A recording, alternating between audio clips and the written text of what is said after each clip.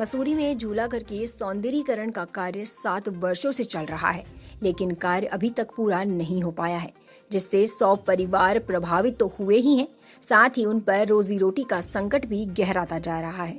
तो वहीं झूला घर पर पूर्व में झूले लगे होते थे, लेकिन अब झूलों का नामो निशान भी नहीं रह गया है, जिससे झूला घर का नाम का कोई औचित्य नहीं रह गया है।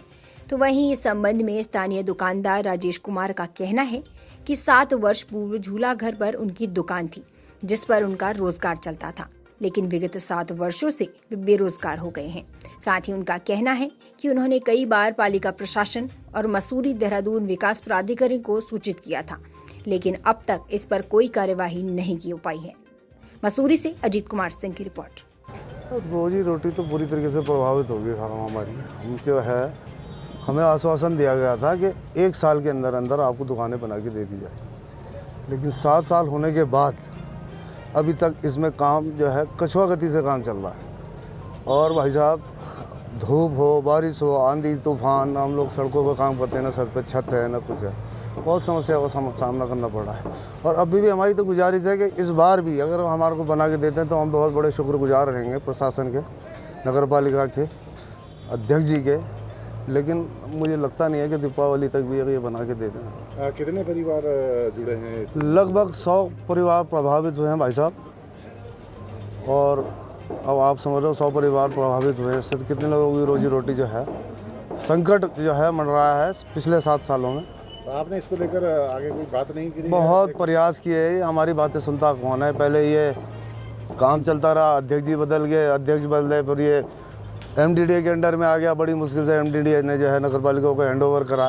अब जब से इनके पास आया है तो ये काम कर रहे हैं, अपने हिसाब से काम कर रहे हैं। अब ये इनका आश्वासन है कि जो दुकानें हैं अभी तक आवंटित नहीं की गई हैं? नहीं, ये ऑफिशियली तो आवंटित नहीं है, लेकिन यह है इनको इसमें प्राथमिकता जो है पुराने लोगों को ही दी जाएगी।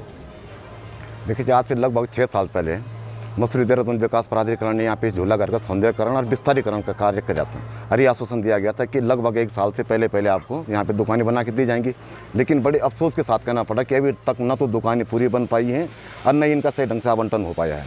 अगर ये दुकानें बनी हुई हैं तो पहले तो सड़क के लेवल पर थी ये सारी दुकानें। बहुत अच्छा झूला घर था, बहुत अच्छा चलता था, झूला घर का नाम था, लेकिन आज झूला घर कहीं है ही नहीं। झूला घर का कोई नाम का औचित्य रही नहीं, क्योंकि यहाँ झूले ही नहीं। टूरिस्ट पूछते हैं कि झूला घर कहाँ है, तो हम जवाब देते हैं कि झूला घर इसी का नाम था, अब यहाँ पे झूले नहीं है। तो खैर चलो छोड़िए कि झूला घर था कि नहीं था, लेकिन यहाँ पे जो स्थानीय जो दुकानदार जो थे पहले सड़क के लेवल तक थे, आज हालत ये होगी कि लगभग 15 फुट, सड़क से 15 फुट नीचे जो है ये दुकानें चलेगी। अगर ये दुकानें आवंटित होती हैं, आप चलती भी हैं, तो लेकिन यहाँ पर टूरिस्ट उतरना बहुत मुश्किल है। रोजी रोटी पहले से प्रभावित थे, आने वाले समय में इससे भी ज़्यादा बुरे हालात हो जाएंगे, क्योंकि अभी तक सड़क में जो हम लोग चल रहे हैं थोड़ा बहुत हो सकता है कि सड़क में रोजी रोटी का हिसाब किताब बन रहा है, लेकिन आने वाले समय में अगर इन दुकानों में जाते हैं कोई, तो बहुत मुश्किल है कि वहाँ पर रोजी रोटी चल सके। कहना है कि इसका नाम झूला घर था, तो यहाँ पर झूले भी लगाए जाने चाहिए? बिल्कुल बिल्कुल, वो तो सबसे पहले, तभी तो इसका नाम झूला घर रहेगा। भाई किसी चीज़ का जो नाम होता है उस नाम के पीछे कुछ न कुछ चीज़ होती है। अब सड़क पर जब आप काम करते तो कई बार जो है नगर पालिका का डंडा भी चलता है। बिल्कुल, नगर पालिका का प्रशासन का डंडा भी चलता है कि वे सड़क अतिक्रमण करते हैं। अतिक्रमण का होता है जी, बरसात का है, बारिश का है, आंधी तूफान का है, बर्फ़ का है, कई चीज़ें होती हैं। सामान को रखना है, उसको सेफ करना है, तो सड़क में तो हो नहीं पाएगा हमेशा के लिए आजीवन। कभी न कभी तो दुकानों में तो जाना ही पड़ेगा। हमारी शासन प्रशासन से ये मांग है या स्थानीय नगर पालिका से कि यहाँ पे जो दुकानें जो हैं, इन दुकानों को इसमें फिर दोबारा छत डाल के और इन दुकानों को ऊपर सड़क के लेवल में समायोजित किया जाए। इनके जो दुकानदार हैं उस सड़क के लेवल में जो पहले जैसे दुकानें थे उस लेवल पे आ जाए, तब जाकर रोजी रोटी चल सकती है। शासन में अनुमति, क्योंकि बहुत सारी कंडीशंस उसमें होती है, हमने अनुमति के लिए शासन में भेजा है। जैसे ही अनुमति आएगी झूला वहाँ पर लगाया जाएगा। तो दीदी, जिस कछुआ गति से वो काम चल रहा है उसमें लगता नहीं है कि 2 महीने के अंदर कंप्लीट हो जाएगा, क्योंकि वहाँ हम खुद मौका मुआयना गया था, वहाँ सिर्फ 2 लेबर काम कर देती हैं। झूला घर का काम लगभग कंप्लीट हो चुका है, केवल लाइटिंग का काम है। बारिश की वजह से उस पर काम नहीं हो पा रहा है। जैसे ही कुछ हमारे टेंडर्स अभी अखबार में गए हुए हैं, जैसे ही ये टेंडर्स स्वीकृत होते हैं इसका कार्य शीघ्र ही इसका कार्य समाप्त कर दिया जाएगा। तो क्या मानिए कि 2 महीने के अंदर बिल्कुल, मुझे पूरी उम्मीद है 2 माह के अंदर ये दुकानें आवंटित कर दी जाएगी। ये तो ऐसा लगता है कि झंडा वो झंडा नहीं बल्कि डंडा ही है, और डंडा वो शोपीस बन के रह गया। चाहे वो प्राधिकरण ने बनाया हो, चाहे सरकार ने ही अपना झंडा जो है, सरकार का झंडा उस पर लगना था। तो हम अभी तक ये नहीं समझ पाए हैं कि 15 अगस्त को फहरा देते, उससे पिछले वाले 2 अक्टूबर को फहरा देते, उससे पहले फहरा देते।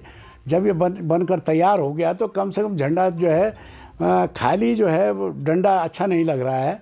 तो हम सरकार से अपेक्षा करते हैं, मांग करते हैं कि अविलंब जो है इस पर झंडारोहण किया जाए और राष्ट्र ध्वज जो है इस पर फहराया जाए, क्योंकि ये हम सब के लिए जो है गर्व की बात होगी कि ये राष्ट्र ध्वज यहाँ पर इतनी ऊंचाइयों पर लहरा रहा है। जब 2 साल से अभी तक उसमें झंडा नहीं फहराया गया है तो क्या लगता है आपको कि अभी 2 महीने में झंडा फहरा देंगे उसमें?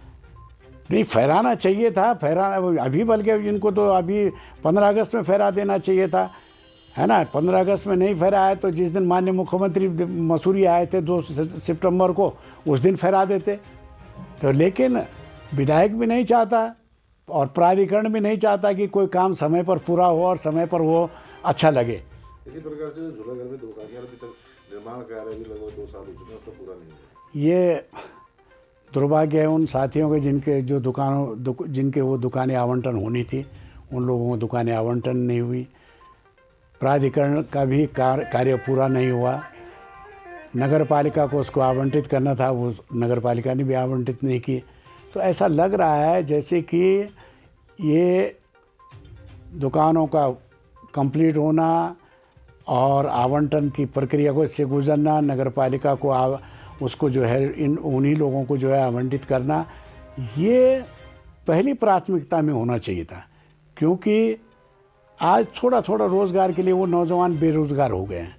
उनके वो पहले तो कोरोना ने मार दिया, कोरोना की मार से जो है लोग बाग पहले परेशान थे, आज जो है वो अपनी रोजी रोटी के लिए परेशान है। तो हम चाहते हैं कि प्राधिकरण अविलंब उसको तैयार करे और नगर पालिका उसका आवंटन करे। जो संबंधित लोग हैं उनको आवंटित किया जाना चाहिए, नहीं तो वरना सड़कों पर और अतिक्रमण होता चला जाएगा। सड़कें जो चौड़ी हुई हैं वो और कम चौड़ी हो जाएंगी।